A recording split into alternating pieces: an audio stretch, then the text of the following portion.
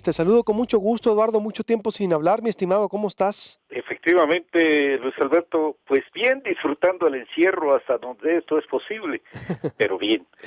Como debe de ser. Mi estimado, pues te agradezco porque te pasamos el proyecto de ley. Se ha abierto aquí una discusión que solo se pospuso, pero que está ahí como advertencia por una posible aprobación de una reforma electoral que me acaba de decir el diputado Jorge Argüelles del Partido Encuentro Social que sería inconstitucional la reforma electoral que propone el Congreso, le restaría facultades a la Constitución Federal por estas limitaciones o extralimitaciones que propone el proyecto. ¿Qué visión tienes tú? ¿Qué alcanzaste a detectar, mi estimado? Bueno, Luis Alberto, desde luego esto, pues una de sus principales características o su principal característica es la inoportunidad. Ciertamente cuando se habla de un albazo, porque se presenta en un periodo tan difícil para el país como este, un periodo en el que la atención pública y la preocupación pública y el interés público están en lo que pasa con el COVID-19, pues, pues pareciera aprovechar o querer aprovechar esta circunstancia para presentar una serie de propuestas que son de naturaleza polémica. Hay cosas que parecieran eh, ociosas, como es la de implantar el voto obligatorio, que ya el voto es obligatorio, Luis Alberto, está en el artículo 35 de la Constitución. Lo que falta es que haya una sanción para el caso de que no se cumpla con esa obligación, pero el voto ya es obligatorio, de modo que no es ninguna novedad, a menos que pretendiera imponer alguna sanción, y en ese caso sí estaría en el rango de inconstitucional, porque la Constitución de la República no establece sanción para quien no cumpla con esa obligación. De tal suerte que ahí sí habría un claro sentido de inconstitucionalidad si estipulara una sanción, y pues es ocioso si solamente es establecer el voto obligatorio, que ya lo es en el país para todos los ciudadanos. Eso es por una parte. Luego está el caso de la segunda vuelta, que es un asunto polémico. Está entre las propuestas reiteradas de los partidos de derecha, y tienen en contra la oposición de los partidos de izquierda. Es por tanto un asunto polémico que yo vería que si tuviera una materialización, terminaría seguramente en el ámbito del Poder Judicial, ya sea en el Tribunal Electoral del Poder Judicial de la Federación y o en la Suprema Corte de Justicia de la Nación. Pero lo lamentable, lo que creo yo completamente reprochable para los impulsores de esa iniciativa es que la presenten en este momento cuando, insisto, la atención pública está en otra parte. Sin duda. Dices, ¿terminaría la reforma electoral de aprobarse la segunda vuelta en Sonora como lo propone la reforma electoral, terminaría en la Corte o en el TRIFE, ¿no? En el TEPEJ, en el En tribunal. efecto. Y hay Sí, que decir porque pues, también, sería constitucional, yo te pregunto, porque no la tiene ni el país. Bueno, entiendo que la tiene, es decir, otros países, Chile, no sé, Argentina, a nivel internacional, pero no la tiene ni México. ¿Sería constitucional? yo diría que es polémico el asunto, Luis Alberto.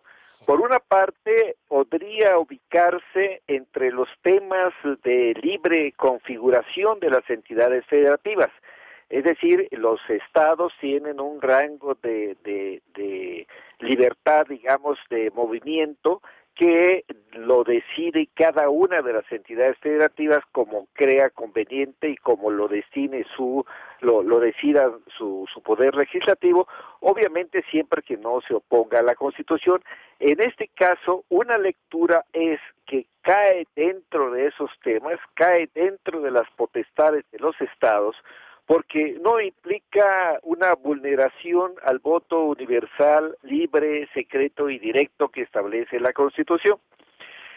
Ahora bien, siendo un asunto polémico que en efecto en el ámbito federal ha habido intentos y propuestas, pero no se ha materializado, cabe también la lectura de que no es una propuesta, no es una circunstancia, no es una disposición, la segunda vuelta, que caiga dentro de esas facultades potestativas de las entidades federativas, y entonces es aquí donde digo que el asunto muy probablemente, si se materializara y se aprobara, llegaría a la Suprema Corte de Justicia, donde habría que ver si coincide la lectura de los ministros, de la mayoría de los ministros, con que esta potestad cae dentro del, digamos, de la esfera de las entidades federativas, o bien no cae entre esas potestades y por tanto es inconstitucional.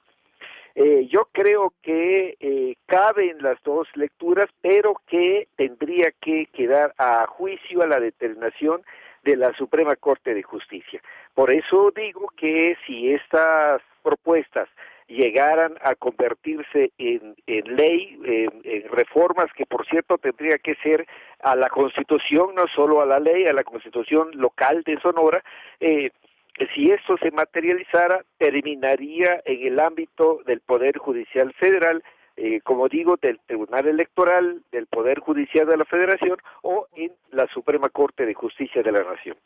Despedimos la señal de Megacable, nos quedamos en 88.1 FM, la plataforma del Proyecto Puente. ¿Y esto se resolvería en qué tanto tiempo? Porque se supone una reforma electoral debe estar lista 60 o 90 días antes, creo, dice el Código Electoral de Sonora, es decir, para junio. Es decir, si supongamos la aprueban en mayo, cuando estemos contando los muertos, porque ya hay una intención, ya hay símbolos políticos, de grupos, de reuniones, de intención de aprobarla. Conozco, allá hay un acuerdo de grupos políticos para otros grupos políticos, digo, intereses políticos y de poder en medio de una contingencia ambiental. Si llegasen a aprobarla, se va a la Corte, se va al TRIFE. ¿Cuándo resolvería la Corte y el TRIFE, tomando en cuenta la pandemia que estamos? Porque los tiempos de la Corte pues, no son los tiempos tú sabes En cómo efecto, decide.